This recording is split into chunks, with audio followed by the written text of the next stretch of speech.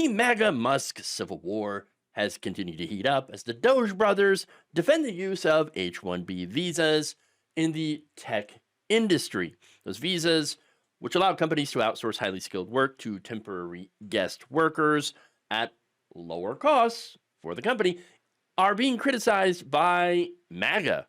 Oh, interesting. Now, as I outlined in another video, the tech sector is actually pretty hostile to workers. You do have long hours, you've got crunch culture, you've got wages that have essentially stayed flat. So these guest workers, they come over at lower wages than Americans are usually paid for working in those positions, but higher than those in their home countries. So you can see why it's kind of a win for these guest workers, right? Their wages and employment in terms of and immigration status, by the way, is all tied to their work. So as a result of that, it makes them very compliant, okay, and willing to work, 16-hour days until they either get sent home or they complete their task or they get burnt out, okay? So I still think that is a clear example of exploitation by these American companies to foreign laborers. It's not fair to them. If you're going to bring them over, and if you're really serious about, hey, look, we're just bringing them over because we have a lack of qualified people here, okay, well, then pay them what you would pay someone who was qualified, who was a citizen of the United States. I mean, that would be the simple way to solve this issue, but the fact that it's not solved means that there are people that are benefiting from this, and it's not just the guest workers, okay? It's these companies. Now, these CEOs, by the way, a lot of them are American CEOs, okay? And some, by the way, who are also immigrants like Elon Musk. So, look, I've got friends in the tech industry. These issues are very, very real, okay? Not hating on the immigrant workers, not hating on guest workers, not hating on immigrants at all. This is clearly exploitation by the CEOs here that just want to save money on labor costs, okay? So that said, Elon Musk and Vivek Ramaswamy, they're not going to see these issues the same as workers because they only see dollar signs. They're the bosses. And so they're not pro-worker, they're not pro-labor, they're basically pro-exploitation, okay? And so that's their argument is, we should be able to bring more people over so we can save money on labor costs. I mean, because the American worker is stupid. Wait, what? Yeah, no, that's literally their argument here. Musk claimed that finding qualified American workers is basically next to impossible. And Vivek Ramaswamy talked about how American workers are lazy. There's a cultural problem. Oh, okay. So here's what he writes. The reason top tech companies often hire foreign-born and first-generation engineers over Native Americans, not talking about indigenous people here, isn't because of an innate American IQ deficit, a lazy and wrong explanation. Oh, okay, so it's not that they're stupid. Oh, but so what is it? A key part of it, he says, comes down to the C word. Not that C word. Culture. Culture. Our American culture has venerated mediocrity over excellence. A culture that celebrates the prom queen over the math Olympiad champ, or the jock, or the valedictorian, will not produce the best engineers. There's a lot of irony here, as the Republican Party is not exactly the party of pro-education. Okay, so I'm just saying. He continues, if you grow up aspiring to normalcy, normalcy is what you will achieve. Normalcy doesn't cut it in a hyper-competitive global market for technical talent. Trump's election hopefully marks the beginning of a new golden era in America, but only if our culture fully wakes up. A culture that once again prioritizes achievement over normalcy, excellence over mediocrity, nerdiness over conformity, hard work over laziness. Oh, okay, so basically, to Vivek Ramaswamy, American workers are lazy. And the culture is that of being lazy and not wanting to work hard, not wanting to be a nerd. Funny, because we graduate more people in STEM in this country than are actually needed. And that's because greedy CEOs would rather pay people from overseas less. Not only that, but the American people are not lazy. We're actually more productive than we've ever been. Okay. So there is a ton of talent, American talent, that happens to be wasted in this country. And so, no, that's not the issue here. The issue is corporate greed. Okay. And even MAGA knows it. Here you have these are all right wingers, right? You sure there's not a simpler answer? Why tech companies hire foreign workers? They can pay them less. Oh, would you look at that? There's more. Brendan Dilly, writes. So basically, tech bros prefer foreign-born workers because they're willing to work 90 hours per week rather than having a work-life balance. Got it. Yeah, yeah, pretty much. Yeah, I mean, look, Elon Musk was looking for people that were hardcore, that will sleep in the office. Okay, that's the kind of people that tech bros are looking for. People who have no life whatsoever and will completely give their soul, everything they have, to the company. And so, yeah, no wonder there's a little bit of a disconnect. Dirty Dan, love the name, writes, wow, maybe if you can't find enough engineers, maybe you should reduce the working hours or increase the salary. Tough concept to comprehend. I understand. Again, these are all right wingers, right? Being like, hey, wait a minute, 12 hours, that's too much. And I actually agree. I think we should go to a 4-day work week. That would be awesome. And there's a lot of data that backs that up. And so, and the other irony here is unions, which are hated by Donald Trump, Vivek Ramaswamy, Elon Musk, etc. Unions are the reason we have a 40-hour work week in the first place. And so 12 hours a day, 7 days a week, that is what Elon and Trump and all these other, corporate CEO ghouls would love to take America to. Okay? But Americans not feeling it. Adler Crone writes, there's working so you can live and living to work. Americans are fine with working, but not if it's their whole existence of every day of every week. People want lives outside of work, families, and 12-hour days with middle of the night emergency calls means you have no life. Wow, they're right there. They're right there. They're right there. Okay. Darko2K writes, you really don't see the 12-hour workdays as being the problem? There's no company on earth that needs 12-hour workdays to be successful. I would also argue that it makes them less successful.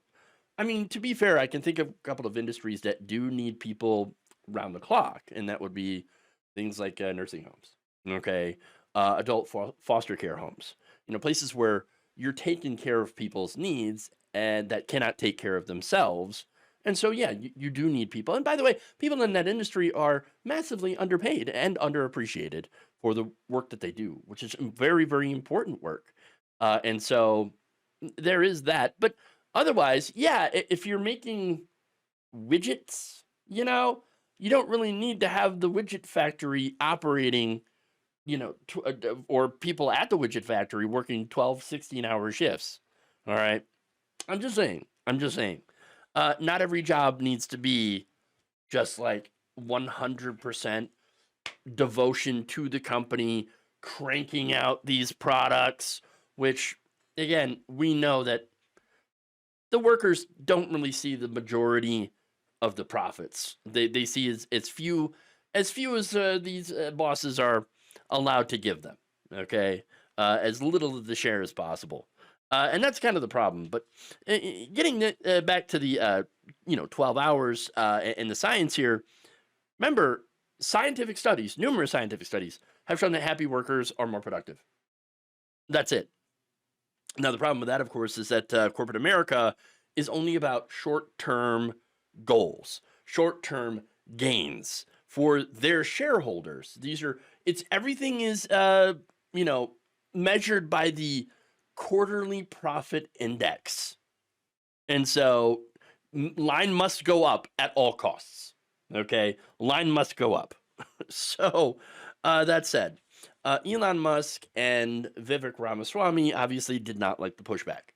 So now I'm going to focus especially on the feud between Elon Musk and Laura Loomer. Again, these are two people that I cannot stand. Now, Loomer called Doge a vanity project. It's Department for Government Efficiency, right? Which is not a real department. And said that it's a smokescreen for, quote, pet projects of tech bro billionaires. I mean, I can't say that it's wrong. Of course, their pet project really is cutting Medicare, Medicaid, and Social Security and any aid to the poor. And so that's their pet project. That's what they want to use it for. She also said that there's going to be a falling out between Elon Musk and Donald Trump. Trump has not weighed in on this whatsoever. Okay. So that's going to be very interesting to see what happens. Now, remember, Elon Musk and Vivek Ramaswamy are actually calling for more H-1B visas, whereas I believe Trump had called for less during his first term. So I'm not sure where he stands on that now. But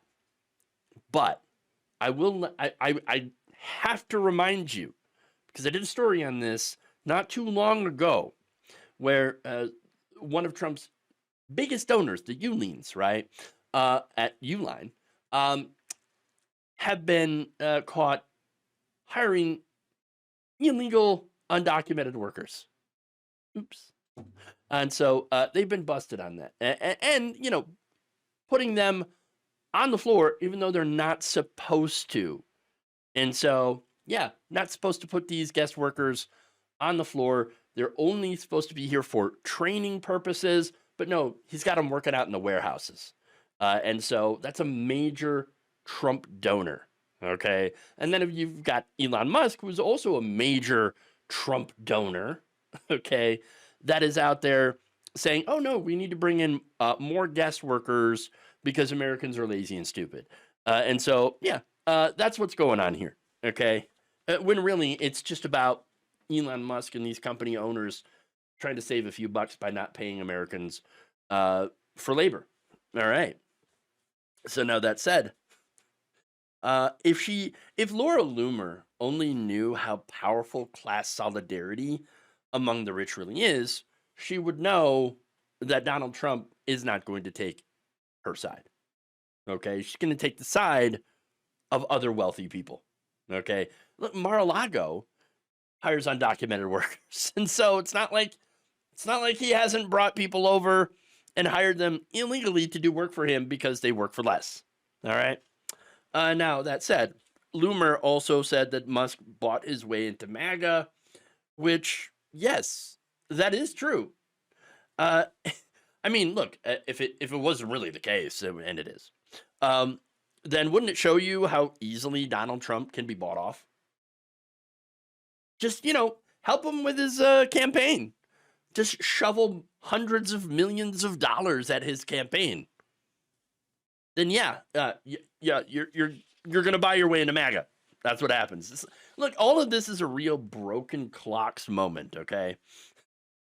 And that said, even though she is a broken clock, I want to emphasize the broken part. She is a racist Islamophobe conspiracy theorist, and so she is going to end up, having some good critiques of Elon Musk and Ramaswamy.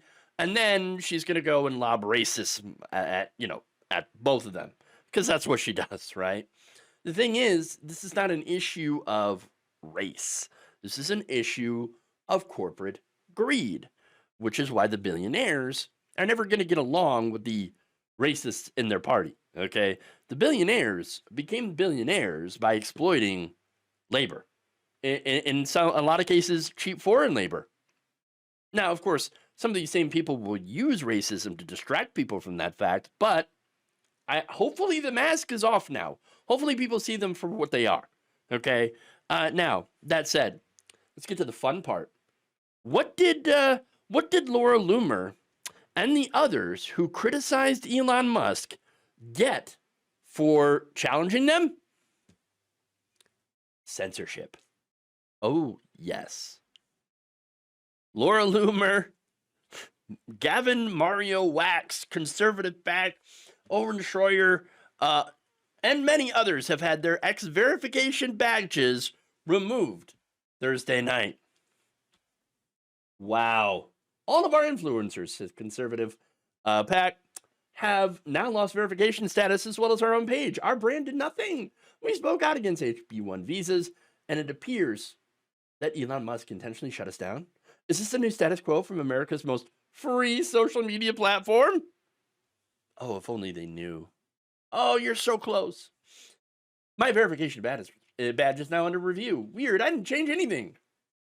Chief Trumpster, give me my badge back now, Elon. Give me my subs back. I need my money. Oh, wow. Getting back to Wax here, saying insane that blue checks are being removed from accounts that have been vocal in their criticism of the H-1B racket. Horrible look. I've supported Elon and X. Anyone who is at the NYYRC Gala can attest that I dedicated a large portion of my speech to praising Elon. Sad. That is actually kind of sad. But also makes me think, I don't understand. I didn't think the leopards would eat my face. I think all of this was super predictable. Okay. And not surprising at all. Okay. The billionaire class has never and never will be a friend to working people. A Washington Post columnist claims that Americans are beginning to realize that Trump has no plan to cut grocery prices and that his policies are actually going to make things more expensive. Catherine Rampel recently wrote in an opinion piece for the Post, a day late and $1 short, Americans are realizing that President-elect Donald Trump plans to short them a few dollars. That's right. Since the election, U.S. consumers have become more likely to say that they expect prices to rise next year. Wait, no, hold on. Donald Trump, didn't he run on lower grocery prices? Now, that's an insane promise because the president does not actually control that. It's like saying, like, I'm going to lower gas prices. No, you're not. You don't control that. You're president of the United States, sure, and you have a lot of power, but you can't just unilaterally lower prices. That's not a thing that you can do. But Trump promised that multiple times. In fact, at a rally in August, he said prices will come down. You just watch. They'll come down, and they'll come down fast. In September, he said, we will end inflation and make America affordable again. And we're going to get the prices down. Groceries, cars, everything. We're going to get the prices down.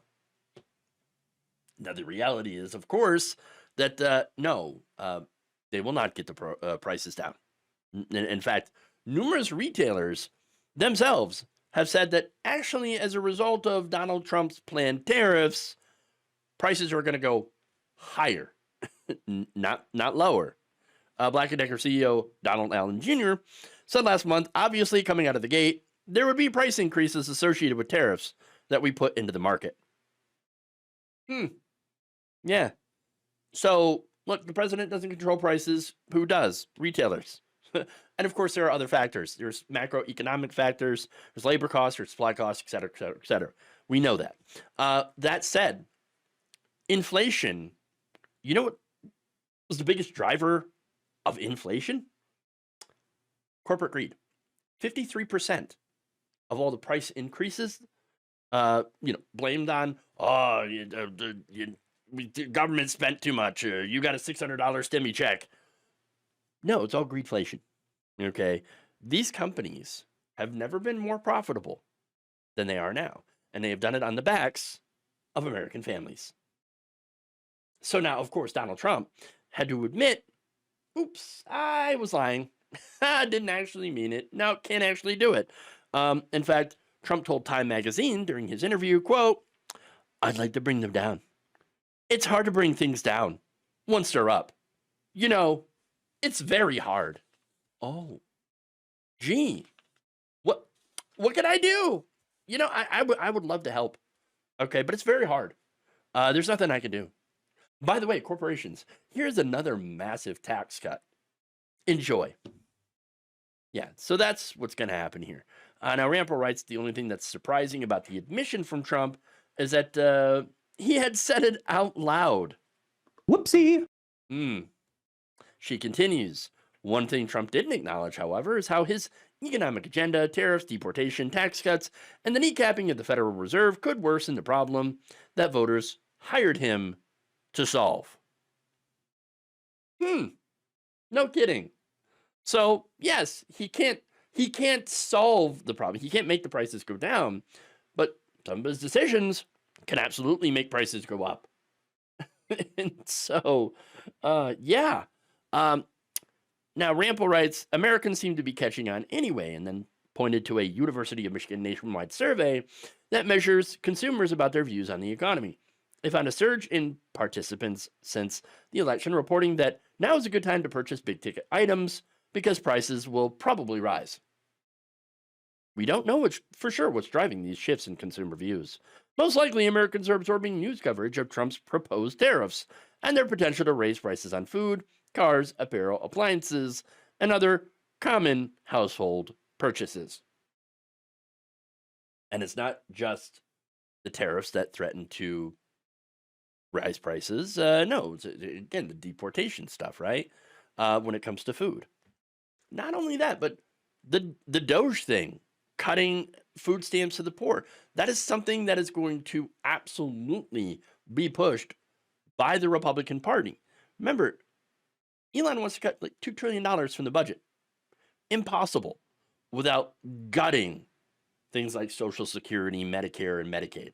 Okay, along with, again, they're going to target food stamps. They're going to target veterans' health care. They're going to target all of these things that actually do help average people, and that has an effect as well. Not only are people going to have less help, okay, from the government, but that money no longer is going to be in circulation, okay? And so that means less revenue for the stores, grocery stores. Grocery stores will be like, well, we made less revenue. I guess we're just going to have to raise prices. So there you go. Now, Trump also plans on cutting regulations. And that might make food cheaper. You know, so I mean, it's regulations. Oh boy. Wait, but there's a reason for these regulations. Without them, there's actually a higher chance that you're going to get food poisoning. So there's that. And then, of course, there's drill, baby, drill. Well, that's got to help, right? I mean, lower energy costs, lower transportation costs. Maybe that's going to lead to lower prices at the grocery store, right? No. What they're going to do is take the savings and hand it over to the shareholders. Or they're going to increase executive bonuses because they're already sitting on trillions of dollars worth of cash. They don't need any extra money.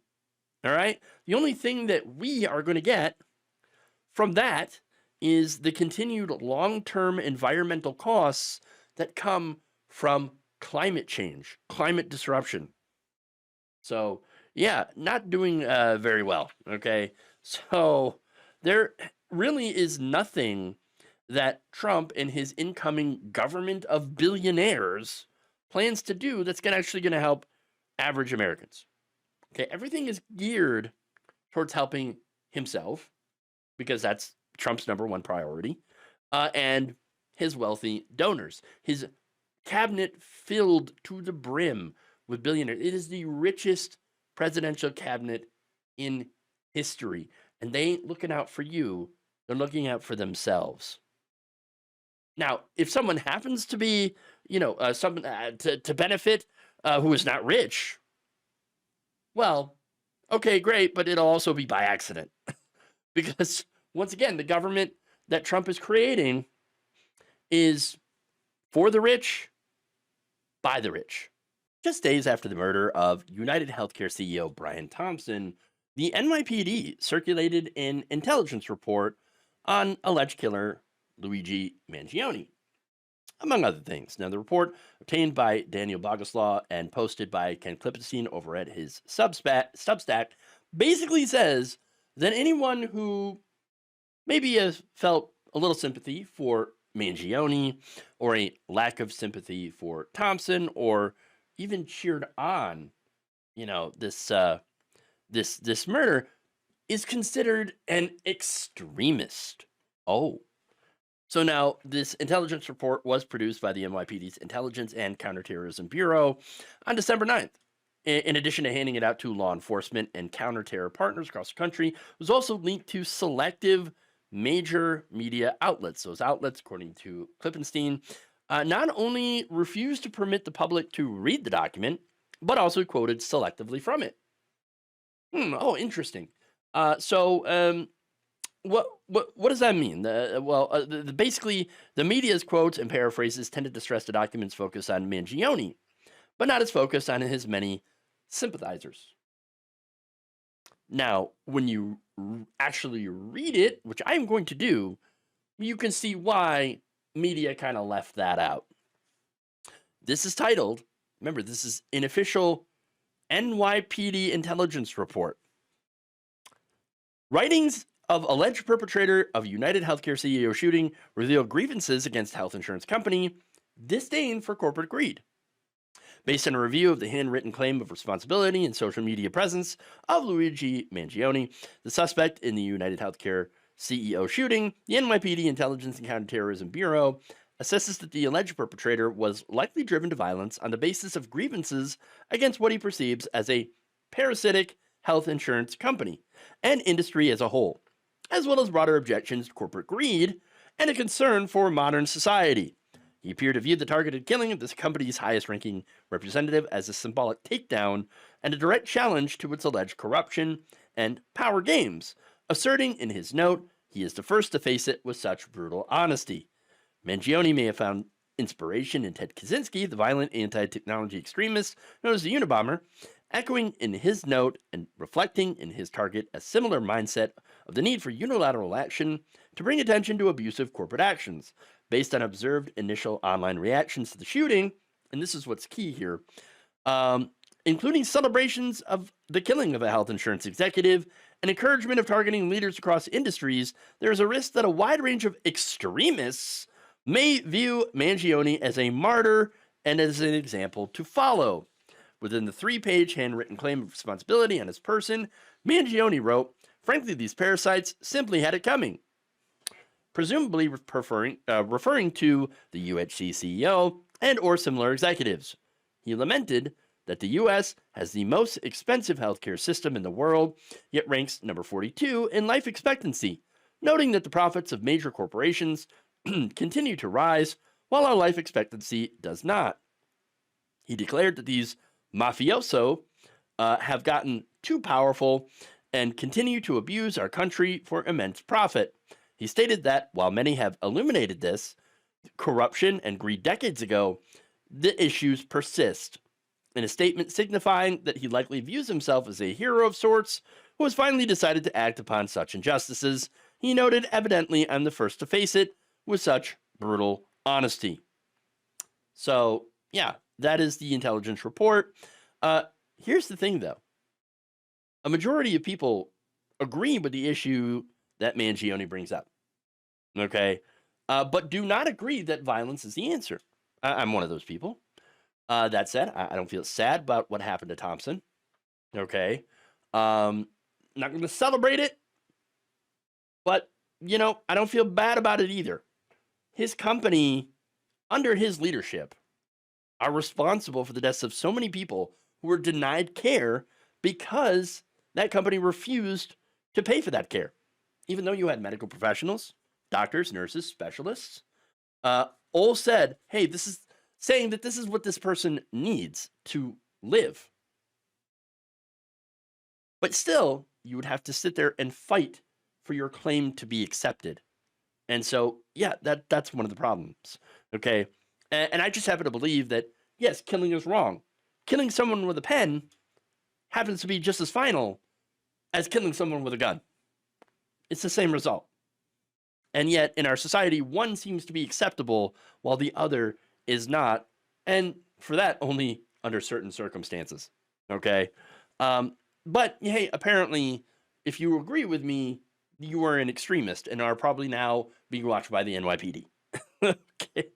It's ridiculous, right? No, as Klippenstein writes, the idea that angry social media posts amount to the beginnings of a violent insurgency against corporate executives is nonsense. Yeah, yeah. Look, a lot of the people that have talked about this have talked about, hey, this is why this is happening. Okay, this is the problem with the industry, and maybe we need to change it. Okay, because that's not only good for the American people, but also good for the CEOs. Okay. Now that said, getting back to Ken and Dan here, he pointed to security experts who agree with the assessment that there's no threat to these CEOs. Private security intelligence firm Dragonfly, in a recent report, said, quote, "We strongly doubt that further similar attacks are imminent." Dragonfly's clients include the same large corporations that are currently nervous about copycat attacks. Yeah. Look, the fact is that there are more school shootings in this country than there are CEO shootings. And that's a sad fact, but it is a fact. Getting back to Dragonfly, he says, "We assess that violent attacks on business leaders globally will almost certainly remain extremely rare in coming years. While left and right-wing groups have praised the murder, almost all anti-corporate activists seem intent on non-violent forms of protest, such as staging demonstrations or verbally confronting executives." Yeah, that's right. Let me repeat that, right? Almost all anti-corporate activists seem intent on non-violent forms of protest. That doesn't sound like violence to me. It doesn't sound extreme to me. But if you listen to the media, mainstream media, you would think that, oh man, everybody who's criticizing our system, oh, they're extremists. They're terrorists. I mean, look, Mangione is being charged with terrorism in a city that has experienced actual terrorism that killed 3,000 people. You're using the same laws to go after this one guy who murdered another guy. Look, if a person can be considered extreme for having a disdain for corporate greed, and what does that say about how the police view the vast majority of Americans who feel that way? Now, Klippenstein writes, "Not only do these reports stoke fear and inflate threats, but the furtive way in which they're circulated shields them from public scrutiny." Yeah. So, remember, they didn't want us to be able to read this. All right. The deal the media makes with their law enforcement sources not to publish documents in full results in big splashy headlines and pull quotes focusing on the most sensational passages, but devoid of any context. The victims of the distortive narratives aren't just ordinary people, but corporations as well, many of which enjoy privileged access, just like the media, to these government intelligence reports. The NYPD's Intelligence Bureau is just one node in a web of around 70 state-level fusion centers surging these kinds of threat reports to companies. Presumably, the companies just think they're being responsible by signing up for the reports. In reality, they're being subtly indoctrinated into the national security state's way of seeing things. When this apparatus of fusion centers emerged in the wake of 9/11, the warnings pertained to Al-Qaeda. But as the global war on terror draws down, the supposed bad guy is increasingly the American people. On both the far right and far left, who decides what counts as far, he asks, from MAGA to anti-corporate extremists online. Look, Ken brings up some very interesting points to think about.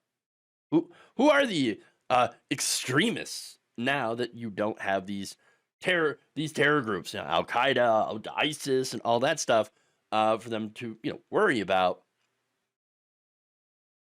When you are a hammer, everything appears to be a nail, and so that's that's the fear of empowering the police state that we have. Okay, and again, I will tell you who the corporate elites see as the bad guy: anybody who challenges their power and hegemony. Okay, anyone who points out the injustices in the system that these people profit off of.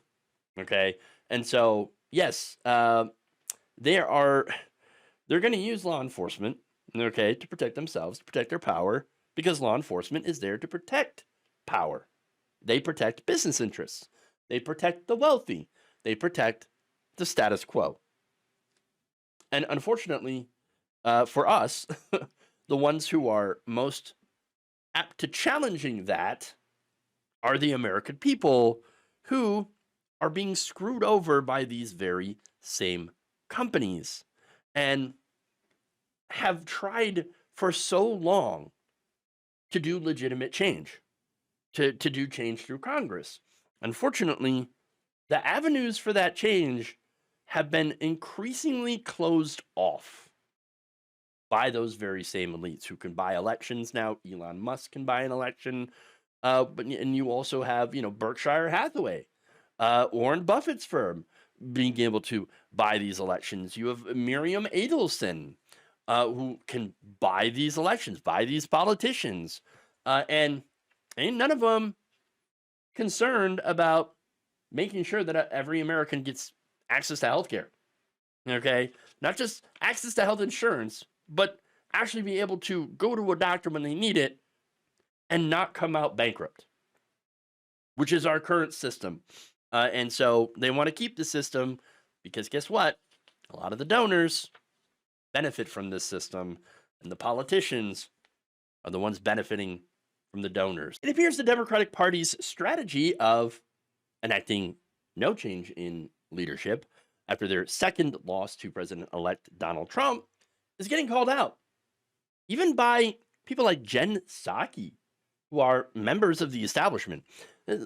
Joe Biden's former press secretary is now out there telling Democrats that, hey, you really missed a massive opportunity here by snubbing AOC's bid to lead the House Oversight Committee. Now, she said, why does that matter? Quote, this is one of the few committees in Congress that actually generates national attention or media coverage. Under Jamie Raskin, it became a critical platform for countering Republican misinformation. And while I have deep, deep respect for Speaker Pelosi, and nothing against Congressman Connolly at all, this felt like an obvious chance to apply some of the lessons we should have learned from the November election. Instead, Democrats passed over one of the youngest, most media-savvy members of Congress for a key public leadership role. Okay, so just to let you know, like, Connolly takes a lot of money from private interests, and so, but most of these politicians do. I mean, Nancy Pelosi took a lot of money from health insurance companies and all that. So, yeah, there's a bit of corruption there that she kind of glosses over, but overall, she is correct.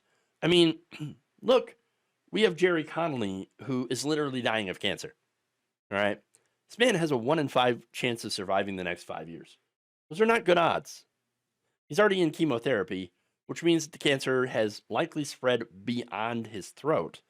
And so it makes me wonder, why are we giving these incredibly important positions out to people who will likely not be able to last a full Donald Trump term? It's 4 years. And by the way, I'm not saying he'll die in office, okay? But it wouldn't surprise me. And if he does survive, good for him. Great. But the thing is, and why I'm against this, is you can't expect to be the best person for the job if you're too busy literally fighting for your very life. And that's what Connolly is going through right now, okay? And look, he actually might live longer if he takes the time to focus on healing instead of running this very important committee. Because guaranteed, there's going to be a lot of things that need oversight, accountability in the upcoming Trump administration, which is going to be incredibly corrupt. Okay. But here's the other thing, right? Even in her criticism, which I agree with, Psaki is way too nice. It's this weird thing of respectability politics. I've got a deep, deep respect for Speaker Pelosi. Why? I mean, I'm not saying I disrespect her, okay? It just means, like, why do you have such a deep respect for this politician?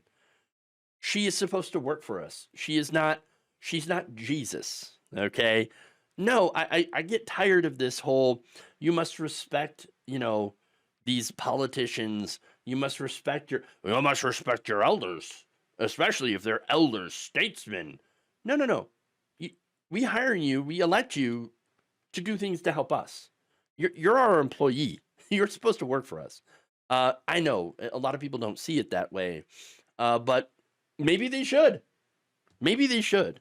Now, as far as it goes for her working for us and Nancy Pelosi, she really hasn't. I mean, look, she's pulled, in this case, a lot of strings, and a lot of favors to get someone like Connolly into that position. And why is that? Simply because she didn't want AOC in that position. That's really it. I mean, I don't think she likes AOC. I don't think she ever has liked AOC, or certainly does not want her in a leadership position. Why? Because she is progressive. That's why. Okay? Because progressives have criticized Nancy Pelosi. They have criticized openly other party leaders. And it turns out that is a big no-no when it comes to Washington Democrats, okay?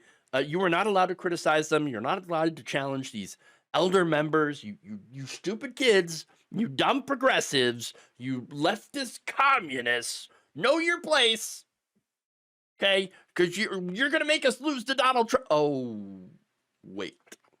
Oh, okay. And look, is there any wonder why a lot of young people have abandoned the Democratic Party? I mean, it shouldn't be. It shouldn't be, okay? And it's not just Democrats, by the way. A lot of people have abandoned the political process because it doesn't work. And right now, there's also one of the reasons that it doesn't work is there's a gerontocracy problem. I mean, you could see that these people are basically holding a death grip on positions of power and are refusing to allow the next generation of people to come in and change things for the better. And I'm not the only one who thinks this way. Dean Phillips was also quoted as saying, "It's time to elevate the best and brightest. We've literally kept them from ascending to leadership positions, which means they go elsewhere. And then we lose that kind of talent of ambitious, competent, patriotic young Americans. We're in trouble." Yeah, we are in major trouble.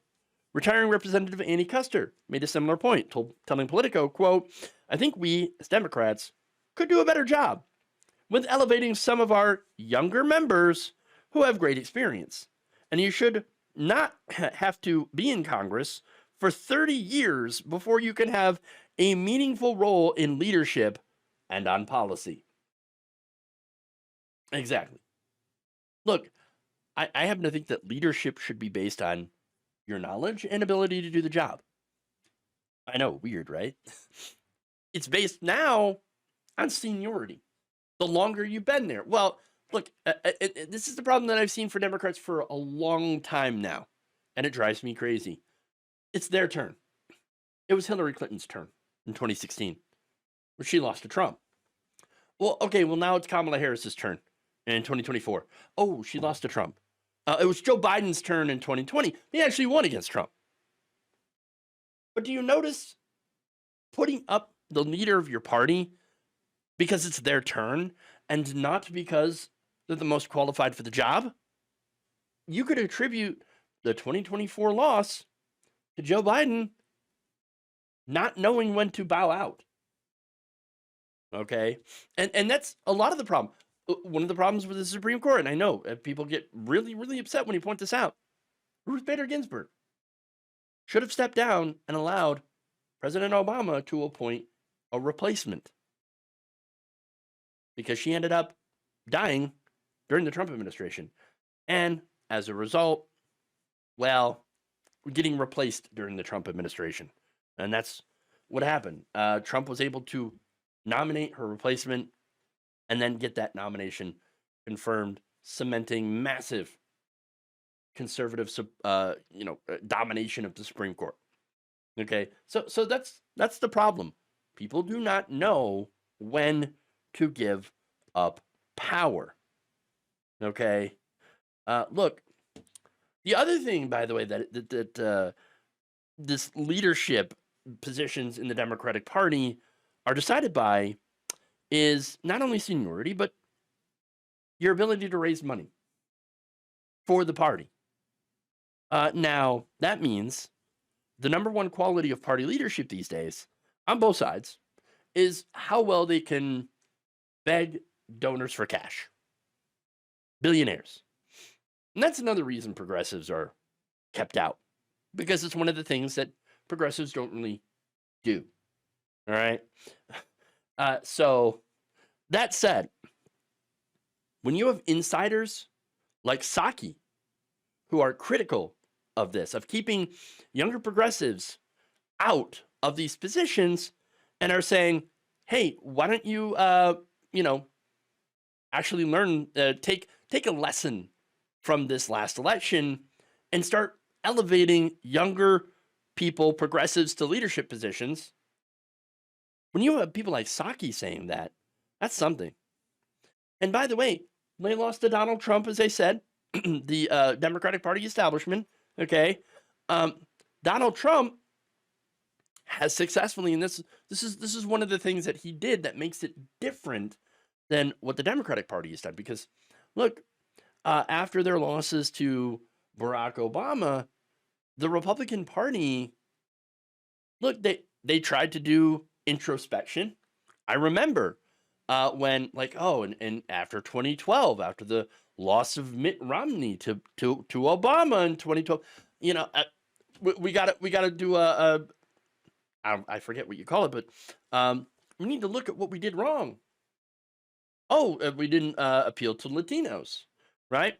Donald Trump, 2024, won a larger share of Latinos. He's taken this party and he's taken over and has rebuilt this party in his image. It's a grotesque image, but you can't say he hasn't been successful at winning with this image, with the Republican Party. Now, compare that to the Democrats, who have not changed, who have been trying unsuccessfully to rebuild that Obama coalition ever since 2012 and have failed. They have not changed, and they don't plan on changing. Which tells me leadership just wants to lose. And they don't care. They don't care if they lose, as long as they don't lose their power. Thank you for watching. If you enjoyed this video, please like, share, subscribe with the bell icon in order to get notified whenever a new video is released. And if you want to support independent, progressive media through this difficult time where it seems like everybody is shutting down, you can become a member on our YouTube page, you can become a subscriber on Facebook, or you can go to my Patreon. It's patreon.com/Jeff Waldorf. Thank you.